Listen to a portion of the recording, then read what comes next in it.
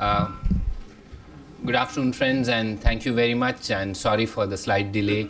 Uh, I have here with me Mr. A.R. Ghansham, who is Joint Secretary Gulf, and who handles all matters relating to India's relations with the states of the Gulf, as also Hajj. And what I thought was that I would request him to answer any queries and questions that you may like to ask on those issues, rather than have a opening remark. I think given the time that we have and it's slightly late, we will answer all questions right away. And after Mr. Ghansham finishes, if you have any interest in any other questions, I will be ready to answer those. So without much ado, I will give the floor to Mr. Ghansham. Would you like to say something? So that he can speak a few words and then he will be ready to answer any questions. Thank you. Good evening, ladies and gentlemen. Assalamu alaikum, khawateen o hazrat. I hope you are all suitably impressed. Bonsoir, madame et monsieur. I am available to you. Please shoot your questions. I am not going to give any introductory remarks because these are subjects which are being discussed by you. I think most of you perhaps know more than I do, so I'm not going to give you any introduction. I'm ready for the questions. Thank you. Okay, with that sort of a thing, what we will do is let's abide by the norms. One question per person, so choose your question correctly. No second questions. You can ask on anything relating, pardon? Well, if everybody asks on different subjects, and there are 75 of you here, there are about 7 subjects that I have here with me, it would be pandemonium. But the request is that I'm certain others can ask on behalf of what you would like to say. So we will start off with Mr. Venkat Narayan, the senior most among all of us. He is welcome to shoot his first question. Thanks. Mr. Ghansham, can you give us an overview of the Indian community living in the Gulf? The last number I remember was 5 million, and they send something like $40–50 billion every year. And how has the business of localizing, each country wants to give jobs to its own people, you know? So that kind of thing, how has it affected Indians overall in the Gulf and Saudi Arabia in particular? Because a lot of excitement going on in recent past. Thank you. So this is only one question, but it has at least 25 questions in it. At the outset, let me say that the Gulf is important to us for a number of reasons. One is they are our largest trading partners. Second is they also happen to be the largest hosts of our expatriate community. Third is they are actually very closely related to us in terms of geography. You know, we are just across 1.5 hours. It takes longer for me to fly to Kochi rather than to Dubai or Kuwait. And one particular reason which we had somehow not given importance to in the past is that this is now one of the most powerful and beautiful source for investments. Because if you add up all the sovereign funds of the world, 3/4 of them, about $4 trillion, will end up in the Gulf. So it's for us extremely important relationship. As for the Indian community, some countries have hosted Indian communities for a very long time. They go back centuries. Like for instance, if you walk around in the streets of Muscat, you will find that people look very similar to us. Because and there are some of the biggest business tycoons of that country are actually originally Indians. You could say the same thing in Kuwait. And in UAE, you cannot differentiate whether you are in India or in some other foreign country when you walk around in Dubai. So the relationship is quite close. The number of Indians who have been working in this area has been slowly and gradually increasing in the last few years. Today, we estimate about 6.5 million people living in the Gulf. And the largest number of them are in Saudi Arabia, 2.45 million. And the second largest is 1.8 million in the United Arab Emirates. Other countries have, and there are countries like Qatar where the number of Qataris is 300,000, but the number of Indians is 500,000 in a total population of 1.7 million, just slightly bigger than Karol Bagh. But it's one of the richest countries in the world with the largest per capita income. The importance of these people comes from several aspects. First, when they go abroad from India, they give you a job in India. They leave a job behind for us. And then they go back to the Gulf. They are very different from expatriates elsewhere in the world. If you go to United States or if you go to UK, you have the possibility of getting what is called a green card first and then become a citizen. That facility is not given to expatriates in the Gulf. They go there for a tenure. He goes there to work for 3 years or 5 years, then gets an extension and stays for another 5 years, or just comes back and settles down in Kerala or Tamil Nadu or Karnataka with a little bit of his own investment and settles down here. So that is the big difference. And the second difference is, although the number of computer software engineers, structural mechanical engineers, and chartered accountants and management experts, consultants are increasing now, they may be about 10 to 20% depending on which country you are talking about. But a vast number of them, a large number of them are blue collar workers. And these people are one-man families there. Whatever little they earn, they send it back home. And I always say that with this, every individual who is working in the Gulf, उसके ज़रिए हिंदुस्तान के किसी कोने में एक मकान का दिया जलता है, चूल्हा जलता है, उस घर के बच्चों की परवरिश होती है, उस घर की बेगम को बिरादरी में इज्जत मिलता है. That is the reason why we should respect this man. He is not only given you a job, he is sustaining a family which is back of beyond in some village in India. And the other reason why it's important is he's sending the money back which is in convertible currency. And it's very difficult to exactly assess how much is this money that is coming into us, because if you ask the Reserve Bank of India, they will give you one figure. If you ask the State Bank of India, they will give you another figure. If you ask the governments concerned, they will give you a third figure. I go by, for lack of a better figure, I go by what the World Bank estimates. The World Bank estimated in the year of the lot 2012, $70 billion as the remittances that are coming to India from all Indians abroad. I would say a sizable or significant part of this money is coming from the Gulf, because these are boys and girls and men and women who send about 90% of their income home. So out of this $70 billion, maybe 50 or 55 or $60 billion actually is coming from these people. And now there is a sudden talk that all these people are going to come back home because Saudis want all the jobs back, Kuwaitis want all the jobs back, the Omanis want all the jobs back. What actually has happened? When an Indian or any national goes into a Gulf country, how will he go and what visas will he carry? First is he takes an employment visa. Forget about the tourist visas and visitor visas and Hajj visas and Umrah visas and all that. He goes on an employment visa. The employment visas in the Gulf identify a sponsor. If he is working as a driver or a cook or a shop assistant, there is a sponsor for him. And the visa indicates the name of the sponsor. And the period of his visa and the place of work is specified in that piece of paper. So he goes there 2 years or 3 years, as many years as he has got.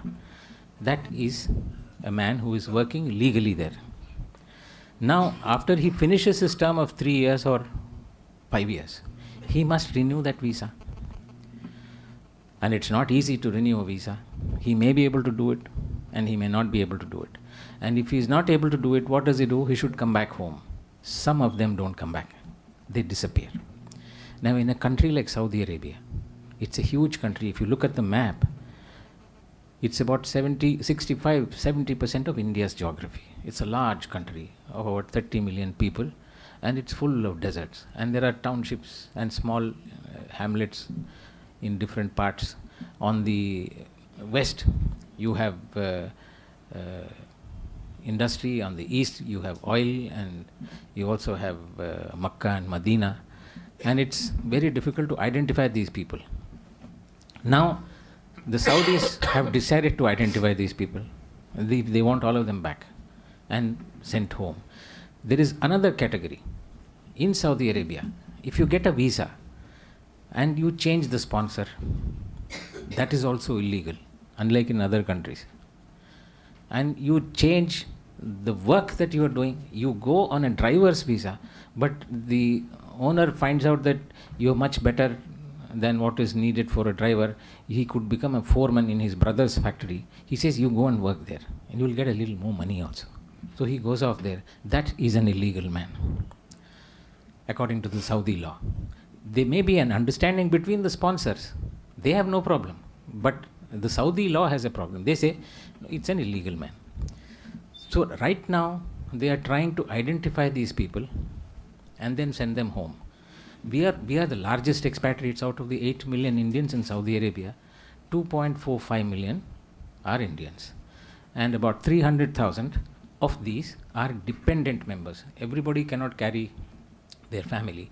But I told you about 10 to 20% which are professionals, and they carry their wives and children.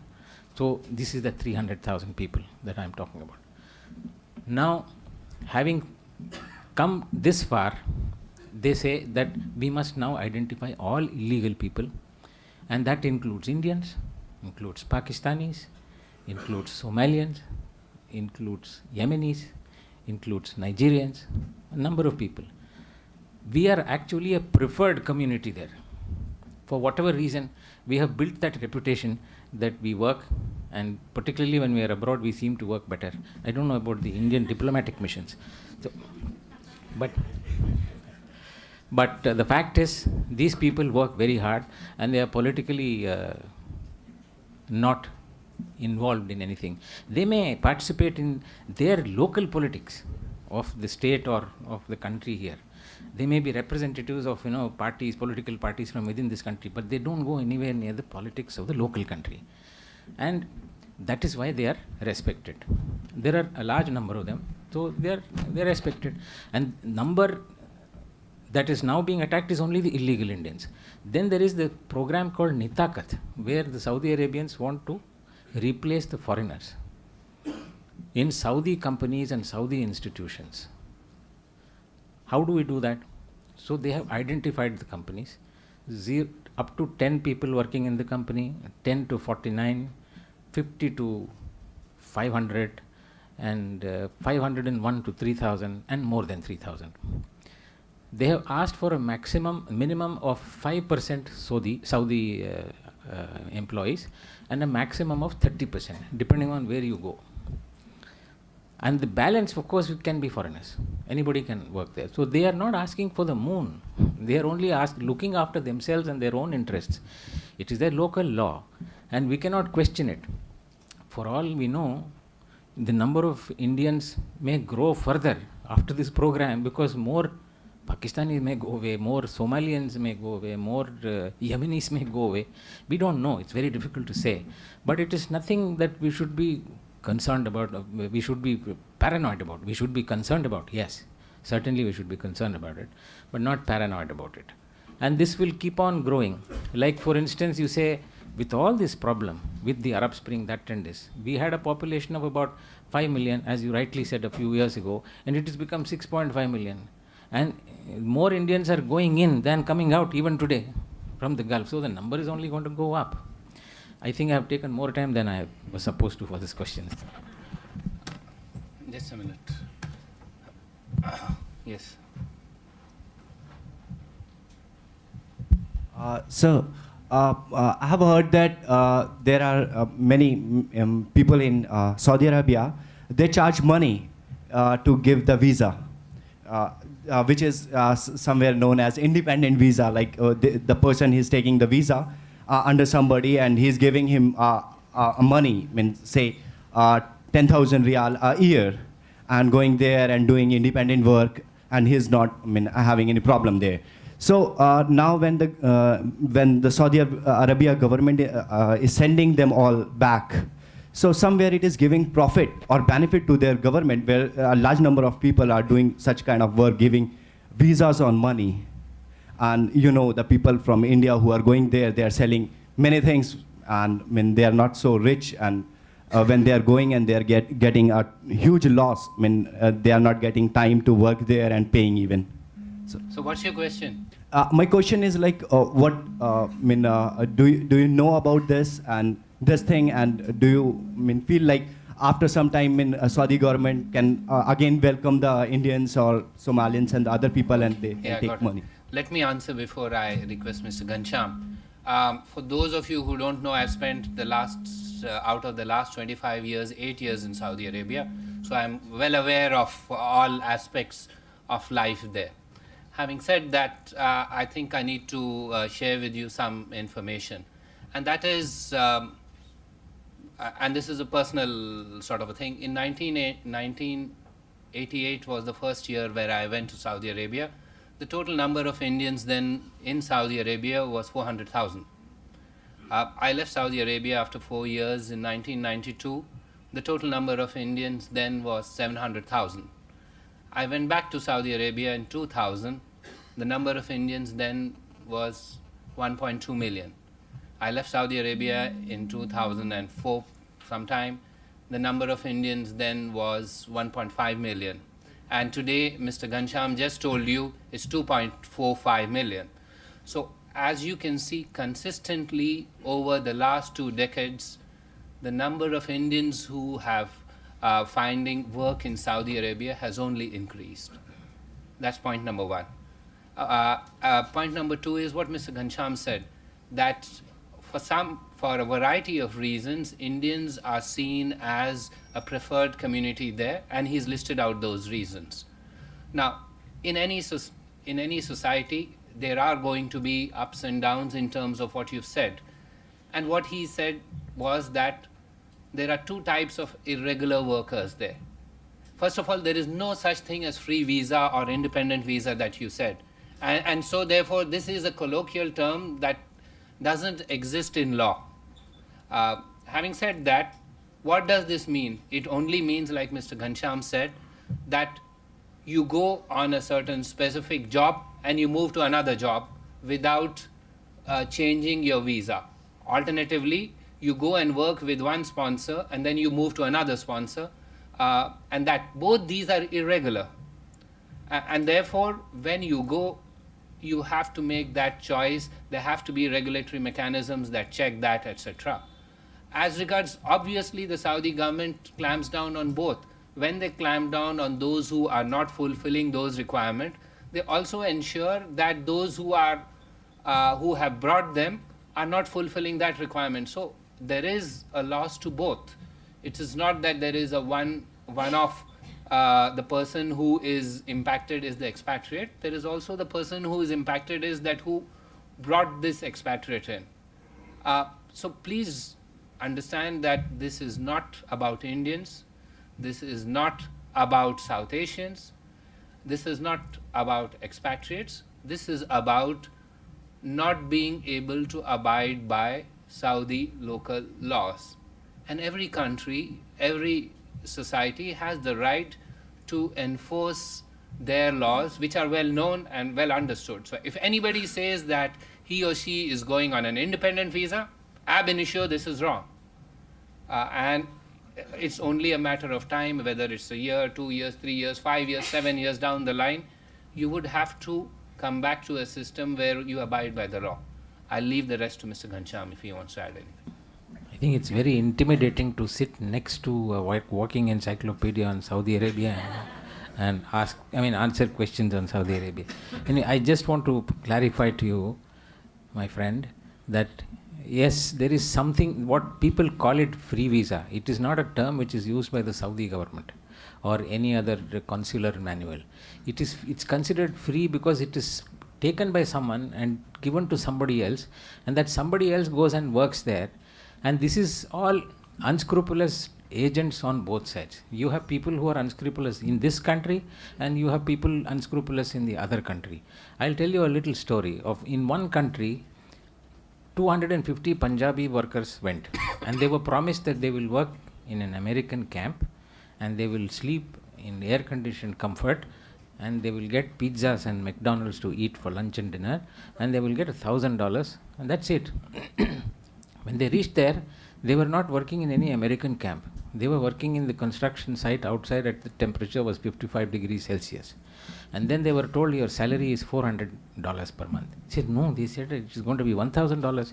$300 the Indian agent had swallowed, and the $300 the local agent had swallowed, and the company paid a full $1,000 for the under the agreement. It was not the fault of the company, but these two agents had swallowed the money and given this poor fellow only $400. Then they said, no, I want to go back home. He said, okay, you go back home. We've spent $2,000 for your airfare, $400 per month, it is 5 months. Then we have had to spend $2,000 to get you the visa, that is another 5 months. After 10 months, you can go back home with nothing in his hands. So there are unscrupulous elements on both sides, and the Saudis have also realized it. They are now trying to merge a corporation. Ultimately, it might become a single corporation to recruit people from wherever they want taking labor from. It will be a government company, and nobody else can do it. And we will insist on what is called the electronic attestation of every document of labor agreement. Every individual who is going must sign an agreement, and it should be electronically registered with us in India, as well as in the mission concerned. So this is free visa concept someday, hopefully, inshallah, will disappear. Yes, Ashwini? So I just wanted to check with you. You talked about the $4 trillion sovereign fund, or about $4 trillion sovereign fund that exists. There's been a lot of talk about, as there's no BIPA, the funds are not flowing in. Can you give us some kind of an indication as to what are the concerns they have about BIPA and which sectors they're looking to invest in? You are right that the funds run into several trillions of dollars, and there are two ways of investing this money in India. One is you put it in our stock market and it grows. All these countries which have a lot of money have done that, and they keep investing money. It's a short-term investment when they have professionals who do the what you call sattabazi, and then they make their money and then take it home. And the other one is the foreign direct investment, where you have billions of dollars being poured into industrial infrastructure and into physical infrastructure, into major factories and companies. And when they want to do, any company, any country wants to invest in another country, what does he need? First, he needs what is called a bilateral double taxation avoidance agreement. When a company starts producing goods and selling the goods and makes money, it gets a sales revenue and it makes profits, and the tax is paid on that profit to the local country. And if the tax is paid also in the host country from where the investment came, he will be paying two taxes twice. So there's an agreement between the two countries that the man will pay tax in only one country. That is the first agreement which you must have. The second one is what is called the BIPPA, Bilateral Investment Protection and Promotion Agreement. In case there is a problem of an investment that has been brought into this country, then the investor or the investing country wants to get an undertaking or wants to get an assurance from Government of India saying that their principal will not be lost. If he invests his money and is unable to make profits and he is making losses, that is his headache. At that time, if he decides to take his money back home, he should be able to do it. That is the Bilateral Investment Protection Agreement. Now, we have had bilateral protection, investment promotion and protection agreements with many countries. What we need to do is to make sure that since things are changing now, we have WTO which has come into the picture, and we have international arbitrations which are coming on. We have large investments. Earlier it used to be a few $100 million every year. Now it is several tens of billions of dollars which is coming in, and these things have become far more complex, far more complicated. So there is a model agreement which needs to be worked out, which at the moment the Ministry of Finance and Government of India are working on. And once the model text is done, then we will start. We already have some agreements with many countries. With some countries we don't have. With some countries we need to change them, or we need to amend some clauses. Hopefully we are planning to do it, and it depends on the Ministry of Finance, which is working really hard at it. Once that thing gets done, then money can flow in. But ultimately it is your own ability. You know, there's a Urdu saying, "Khudi ko kar buland itna, khudi ko kar buland utna, khuda khud bande se puche bata teri raza kya hai." If you have enough, if you have the power to stand up and your nose up in the air and stand up straight and be counted, then people will come to you. If your economy grows at 10% per annum, and if your education level keeps doubling every 5 years, then your agricultural exports keep doubling every 5 years, obviously people will come to you. Just a minute, please. Please. Sir, as you said, Saudi is implementing their own law. But what can India do in this matter? And there was a talk about a delegation going to Saudi on this matter. So what the delegation can ask there, and whether you have decided about the dates of the delegation? Okay, before we answer that, let me tell you what we are doing. There is an ongoing dialogue with the Saudi government on this. Now, our ambassador during the course of last month has met, as you know, Saudi Arabia is divided into various provinces. So he has met the governor of Riyadh, he's met the governor of the eastern province where the largest number of Indians are there, and he's also met the governor of Medina. The idea being that to try and tackle the humanitarian impact of this at a local level. As you know, we have an embassy in Riyadh and a consulate general in Jeddah. In addition, what the ambassador has done is that he's placed people in Dammam, which covers the eastern province, Dammam, Dahran, Al-Khobar, you call it what you want. There are all these trilateral cities.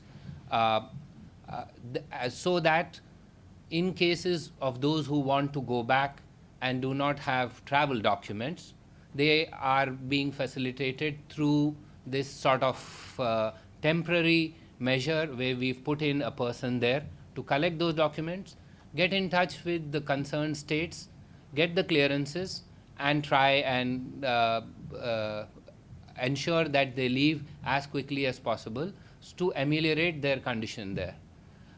As you know, yesterday there was a meeting between the External Affairs Minister and the Minister of Overseas Indian Affairs, as well as I think the Chief Minister of Kerala.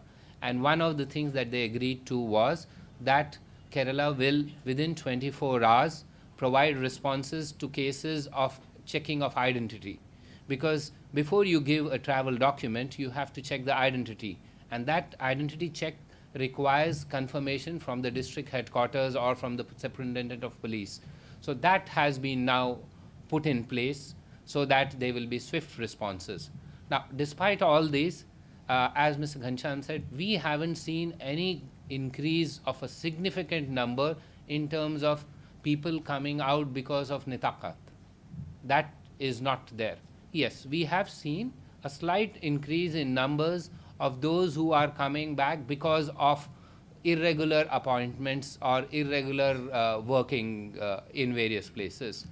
So that's what we are trying to do in terms of ameliorating the conditions of the people there. Now, as regards a visit,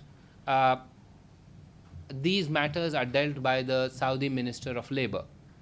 We understand that currently the Saudi Minister of Labor is not in the country.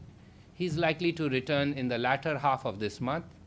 Should there be a necessity, certainly there would be a possibility of senior ministers from the government visiting there, but we will take it as it comes there. We still have some time before the Saudi Minister of Law, who would be the right interlocutor for senior ministers from Government of India to interact with, comes back to Saudi Arabia.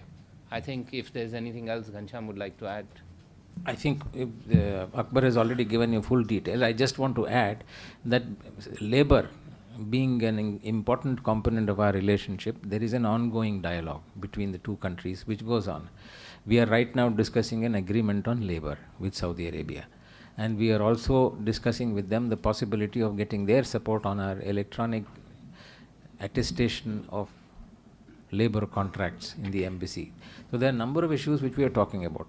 And we also want to understand what is the reality in the picture and why this unnecessary or necessary noises that are coming from all over. You see, if the press is talking about something, we should understand exactly what is the issue so that the readers of tomorrow get the real correct picture. And they will get the correct picture only when we understand ourselves what is the picture. That is the reason why ministerial visits become necessary. And they take place periodically, and this is going to be one more in the chain of meetings. Thank you. Yes. Yeah, just a minute. Please speak into the mic. Sorry, I have an unrelated question. No, first Or on do you this want the part, and then we related will ones go to first? something Okay, else. okay. Anybody else on this part? Yes. As of today, how much investments are there from the Gulf into India? This is a very difficult question to answer because no one has the answer. I know, for instance, the amount of money that may be there in the stock markets will run into tens of thousands of crores. But this is what we call liquid cash, which is boiling here, and when things get hotter, more comes here, and things get cold, it goes back from here. And the major investments that have taken place like, for instance, the Itisalat telecommunications company from UAE, which is now wound up and gone back. And then you have Emaar, which is doing a huge township in Andhra Pradesh. You have 6 ports being run by a Dubai Port World company.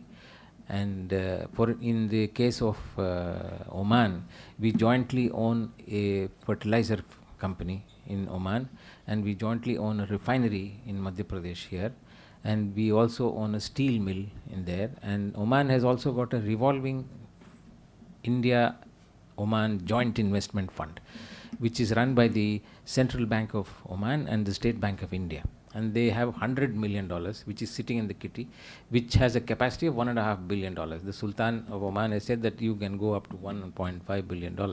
And they are just about finished at $100 million. They'll get more money, and they'll start getting more projects. But some of the big countries like Saudi Arabia, their investment is less than $100 million. They have not invested big money. And UAE is a big investor. Oman is a big investor. Kuwait is now trying to come in. And Bahrain is too small a country. Qatar is very keen to come, but then they are waiting for their time. They are biding their time. But overall, right now, the potential is, I would say, much bigger than the actual investments that we have in the country. In fact, our investments in the Gulf may be more at this point in time than their investments in India. Shrutijit? So there are a lot of media reports about the kind of humanitarian crisis that you're talking about. That people who are scared of police raids are going into hiding, thinking that the law is going to change, etc. Are we making any attempt to reach out to the Indian community there who are living under such conditions? And also, are we concerned that, is there any evidence to suggest that other countries in the region are also mulling such changes to their labor laws? Firstly, you should see, one simple example I give. I think in 2007, there was an amnesty which was declared by the United Arab Emirates. And we had about 50,000 Indians who came back. That's a sizable number. And in the year of 2013, they had another amnesty, which ended on the 2nd of February, or 3rd of February. How many Indians returned? 3,500. Why did this happen? How this number came from? The number of Indians has shot up compared to 2007 and now. And the number of illegal Indians also must have shot up. But how is it that this number has suddenly become so small? This is where you should give some credit to the Indian diplomatic missions. We have introduced new systems over a period of time. We have understood their problems, and we have tried to be as accessible to them as possible. One of the problems constant problem. वही embassy का phone ही नहीं मिलता जी, कोई उठाता नहीं. So that was the first thing, you must get them to access the embassy. We said, okay, we will have an open day every month. And some missions where there are more Indians, they are doing it every week also. On one holiday, they declare the mission open. And they are open, and the ambassador sits there personally. And the consular office, anyone can come and ask for any complaint.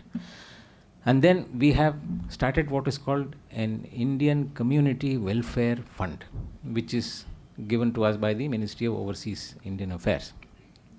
Earlier, we have a dead body who is lying there. Now it has to be transported to some family in India. We don't have a budget. And it is supposed to be paid for by the family, next of kin according to our manual. So we wait here. I have regular complaints saying that the body is lying there for 3 months, body is lying there for 3 weeks, not 3 months, 3 weeks or 15 days. The fact is, there are formalities to be attended to there, in that country. It is not that the body is lying on the wayside and rotting. No. It is embalmed and it is put in the morgue.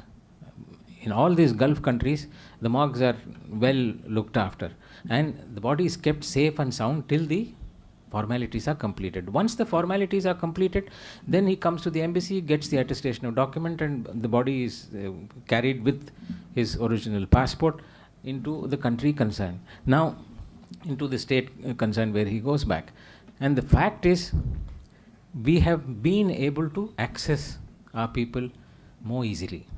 And the ambassadors are under instructions to send teams. In Saudi Arabia, for instance, which is 70% of the size of India, he has only a certain minimum number of officers. So he shoots them off periodically.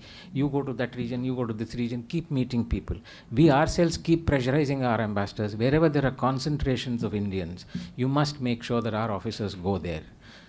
It helps, because many times the ordinary Indian, particularly in the Gulf, who is not highly educated, they think that, the ambassador is a very big man. Embassy is much bigger than our temple. I mean, you can't just go there. That feeling of fear has been removed now completely. And now the ambassador is accessible, the officers are accessible. If they are not accessible on the phone and the fax, they have to be physically be present on the specified day of the month. And everybody can go at that time. The doors are kept open. So that is the reason why the numbers have reduced. Is earlier they all used to accumulate.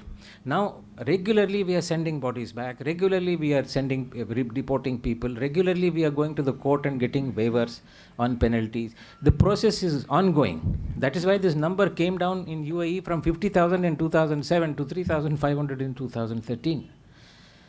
I hope I have answered the question.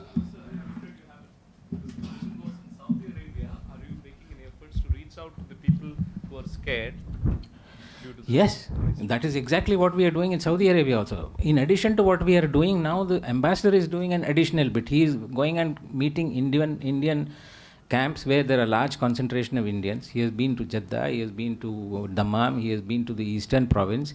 He has been meeting the governors of these provinces. That is what Akbar was also mentioning.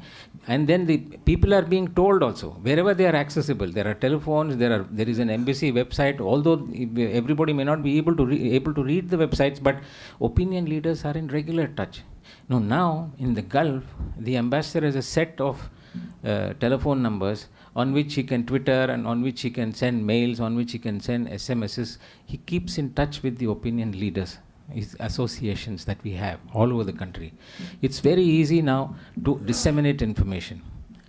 It used to be very difficult once upon a time. Now it is much easier, and we have a 24/7 helpline which is open every day, 24 hours, in every embassy.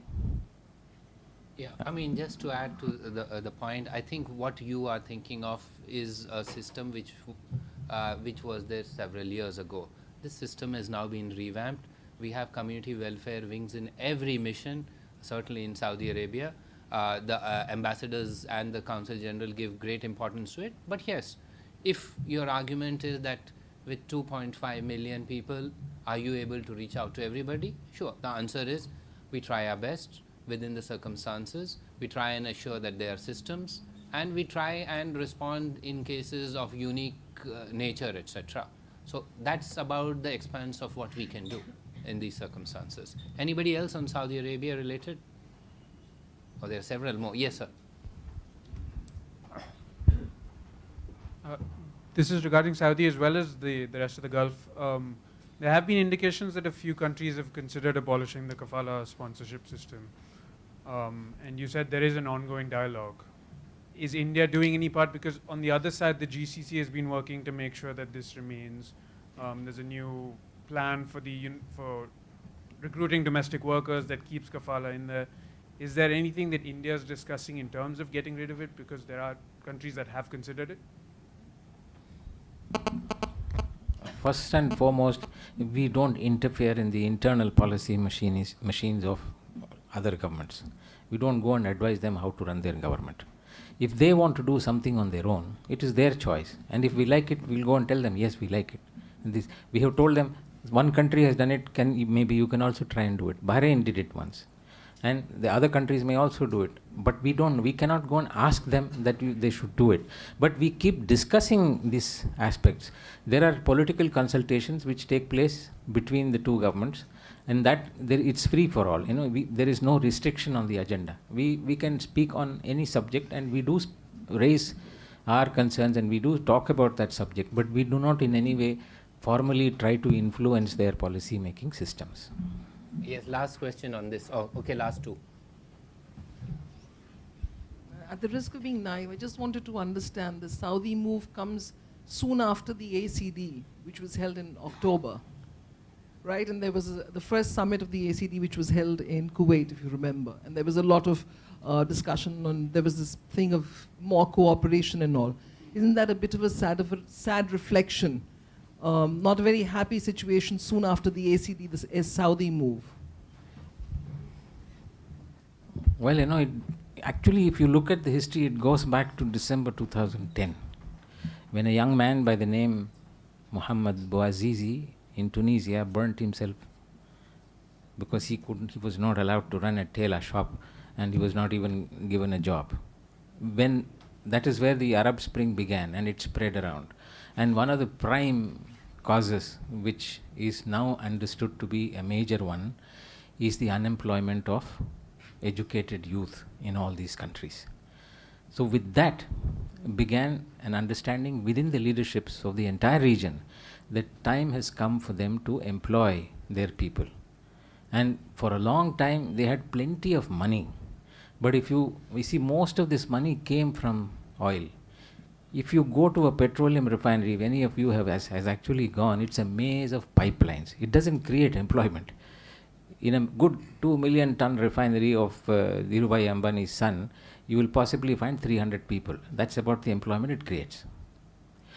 It may create more in terms of truck drivers who will carry that, and ships which will bring in the crude oil, and then other industries which use the output of these machines. But direct employment is very minimal. So Saudi Arabia did 30 million people. But how many jobs have the petroleum industry created? Not many. So they had to start working to get their own boys and girls who were returning from America, who were returning from UK, who were returning from Australia after studying and acquiring degrees. They were worried that these will become more Muhammad Bouazizis, So they had to start creating the employment. So the search for balance in the employment regime of the Gulf began at that time. We have been seeing it. Even the so-called Nitakat program of Saudi Arabia started in September 2011. That's 1.5 years ago. It's nothing new. But the identifying illegal people and deporting them is new. It is just started. It's only a few weeks old. And all other countries are also doing it. Kuwait is also now trying to understand. The only reason is some people are better placed than the others. Like in Kuwait, there are more white-collared and professional Indians. Same thing is true in UAE. But in Saudi Arabia, a large number are in the blue-collar area. Muscat, a large number of blue-collar. So depending on where you are, the problems vary, the intensity varies. But I wouldn't say that there is any link between the Asian Cooperation Dialogue and the exodus that may come out of this. And this is not targeting Asia. There are Africans involved in it, and there are other nationalities outside of Asia involved in it. We are not being targeted within Asia. In fact, we are still the largest number among the expatriates, and we'll possibly continue to be so for a long time to come. Last question on this. Sir माशाल्लाह बड़ी अच्छी आपने खूबसूरती से सब जवाब दिए. हर साल जो हज होता है, हाजियों की तकलीफ़ें हैं, लास्ट मोमेंट पे सऊदी अरब ये जो है वो कैम्प में 200 किलोमीटर 300 किलोमीटर डाइवर्ट कर देती है, और उनको परेशानियाँ तकलीफ़ें उनको कोई भी उसमें देखने की बड़ी तकलीफ़ें झेलना पड़ती हैं. इस बार कोई नया एजेंडा बनाया है या ऐसा कोई आगे कुछ कार्रवाई चालू है इस पर, कोई नया एजेंडे पे कुछ हो? ये हज के लिए तो अलग से पूरा सवेरे से शाम तक की प्रेस कॉन्फ्रेंस की ज़रूरत है. Because although I look after Gulf and Hajj, there are times in which I spend 120% of my time on Hajj. Because बहुत काम करने की हमको ज़रूरत पड़ी, और हमने किया भी अपनी तरफ से कोशिश भी जितना हम कर सकते हैं. टुडे 1,70,000 हाजी हिंदुस्तान से सऊदी अरेबिया जाते हैं हज करने के लिए. उनमें से 1,25,000 लोग हज कमेटी के ज़रिए जाते हैं. Hajj committee was set up as a body under the government of India under an act of parliament, and then the remaining 45,000 45,000 के करीब लोग private tour operators के ज़रिए जाते हैं. Now it is our responsibility to make sure that all the arrangements are made starting from the embarkation point in India. 31 जगह हैं, शहरें हैं यहाँ पर, अपने शहर हैं यहाँ पर हिंदुस्तान में जहाँ से हवाई जहाज़ उड़ते हैं हज के लिए 21, and then we take them to Jeddah, and वहाँ से we bring them, we go make them go through the Hajj ritual. उसके बाद में हिंदुस्तान उनको वापस आने का जिम्मा भी हमारे ऊपर आता है. फर्स्ट थिंग इज़ कि यहाँ से वहाँ जब जाते हैं, अभी पहले तो हम कहते थे कि भाई 5 साल में एक बार आप हज कर सकते हैं. हमने नया रूल बनाया कि भाई अब ज़िंदगी में आप एक ही बार हज कर सकते हैं हज कमेटी के थ्रू.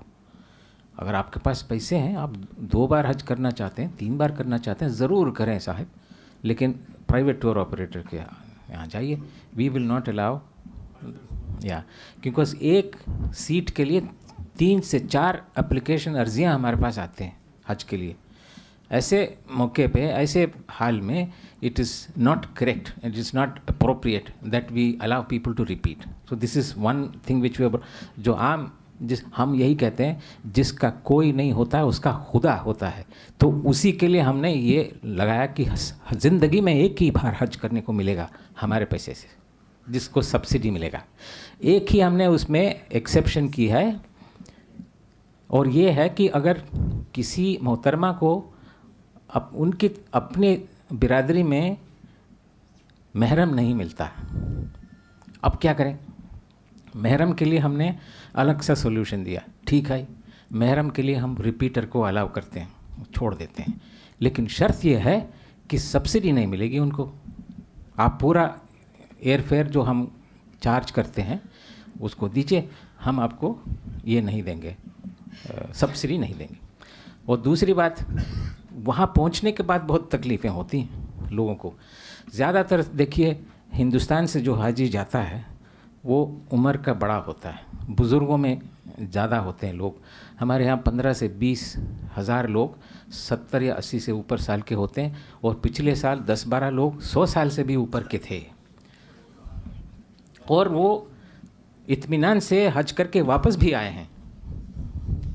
सो उसके यहाँ से जब वहाँ पहुँचते हैं, एक तो पहले तो बाकी मुल्कों में एक ज़ुबान बोली जाती है और हमारे यहाँ हर किस्म के बोले जाते हैं. तो once you go there you have to do look after him. We have खादिमुल हुज्जाज, 300 के लिए एक ले जाते हैं.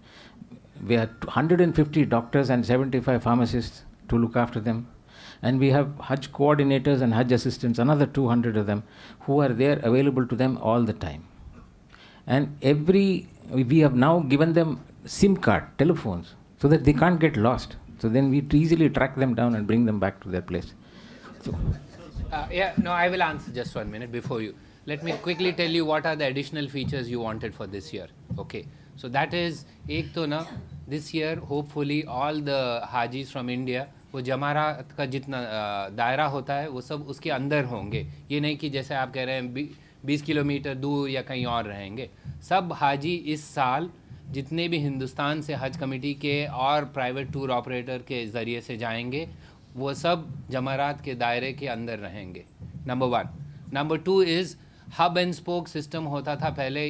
इसका मतलब ये था कि श्रीनगर से निकले, दिल्ली आए और फिर यहाँ से हवाई जहाज़ बदले यहाँ पर और फिर यहाँ से जद्दा जाए।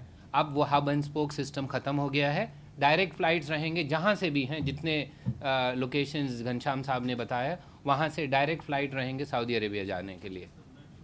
जी बोलिए। जी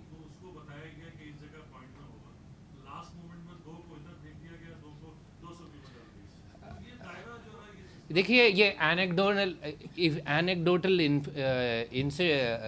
incidents can be from any side. You can give those. I have listened to these for 8 years in my life, so I understand that. No, anecdotes, you can always have anecdotes of one type and anecdotes of another type, and I can give you 50 anecdotes of another type.